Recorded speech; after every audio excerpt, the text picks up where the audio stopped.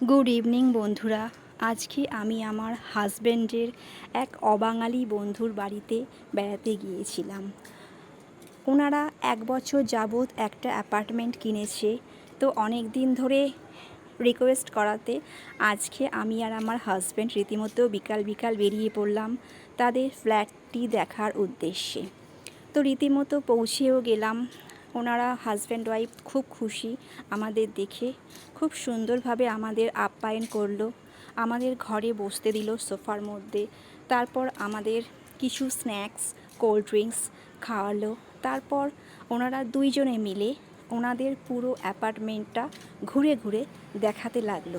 বেশ বড় অ্যাপার্টমেন্ট, 3টে বেডরুম, বিশাল বড় ডাইনিং, তার সঙ্গে 2টো কিচেন, 2টো টয়লেট, 2টো ব্যালকনি।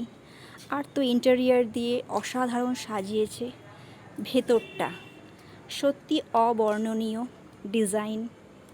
আর ওনাদের ছেলেমেয়েরা পড়াশোনার কাজে ব্যস্ত ছিল, ওদের সঙ্গেও কিছু মুহূর্ত কাটালাম, অল্প কিছু কথা বললাম।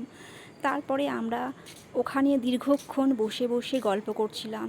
তারপরে রীতিমতো সন্ধ্যাবেলা, ওরা যেহেতু অবাঙালি তো ওরা ঠাকুর পুজো দেবতাটা খুব সুন্দর করে মানে, তো সঙ্গে সঙ্গে উনি উঠে গেলেন, গিয়ে সন্ধ্যা আরতি করলেন। সেটাও বসে বসে আমি দেখলাম, প্রণাম করলাম। খুব সুন্দর শ্বেত পাথরের মার্বেলের একটা সিংহাসনের মধ্যে নানা রকম দেবদেবীর মূর্তি সুন্দর করে সাজিয়ে রেখেছেন গহনা টহনা পরিয়ে।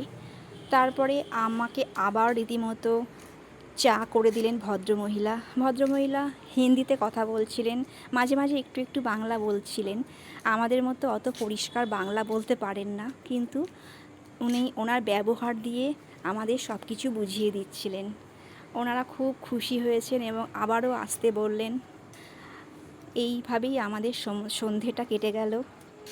তারপরে আমি আমার হাজব্যান্ড রীতিমতো আস্তে আস্তে ওদের বাড়ি থেকে বেরিয়ে এলাম টাটা বাই বাই করে। জানলা দিয়ে একটি খেলার মাঠ দেখা যাচ্ছিল।